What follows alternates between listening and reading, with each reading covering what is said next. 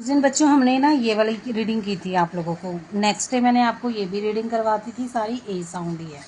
और आगे आप चलते जाएंगे तो देखिए ये पिक्चर्स के साथ सारी साउंड आ रही है, बट साउंड सारी एक ही है। जैसे मैंने सिखाया था, इसको क्या बोलते हैं, बे एट, मतलब दोनों अक्षरों को आपको इकट्ठा ही रीडिंग करनी है। उसके बाद ट, यानी कि साउंड के साथ जो भी अक्षर ऐड हो जाएगी उसको आपने इकट्ठा रीडिंग करनी है।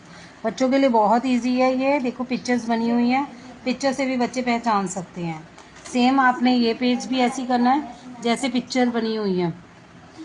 क्लियर, बच्चे पढ़ लेंगे बहुत इजी से। साउंड बस समझ आनी चाहिए कि ये फ की निकालता है, ये ए की और ये ना की, तो ये फै न फैन।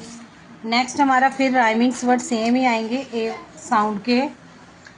जैसे इसमें बैट, पैट, मैट, कैट, ऐसी ही सारी पेज रीडिंग करनी है। फिर जब बच्चे लेट्स रीड्स दोबारा से ये चीज़ें करेंगे, a, a bag and a bat, जब इन चीज़ों को पढ़ेंगे तो उनके माइंड में वैसी सारी चीज़ें क्लियर हो जाएंगी। नेक्स्ट पेज हमारा ये है।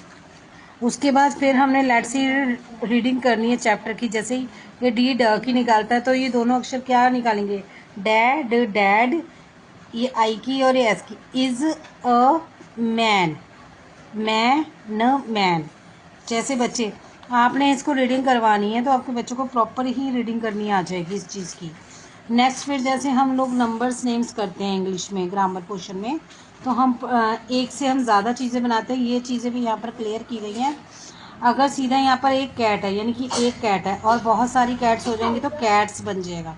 बच्चों को और इजीली अच्छे से याद हो जाएगा। Cat cats, fan fans, cap caps, van vans. यहाँ से भी बच्चों को ये चीज़ें बहुत जल्दी क्लियर होंगी। और फिर अगेन फिर दोबारा से वही हमारा ए साउंड का चैप्टर आया। A fat cat and a rat, a cat has a bat. वही अक्षर आप लोगों के, वही साउंड जितनी भी आ रही हैं वो सारी रिपीट हो रही है वन बाय वन। बच्चे बार बार अगर इस बुक को रीड करते रहेंगे तो उनको ए साउंड और भी अच्छे से क्लियर हो जाएगी।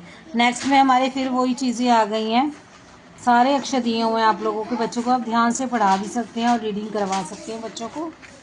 नेक्स्ट यहीं पर हमारी ये साउंड फिनिश होती है।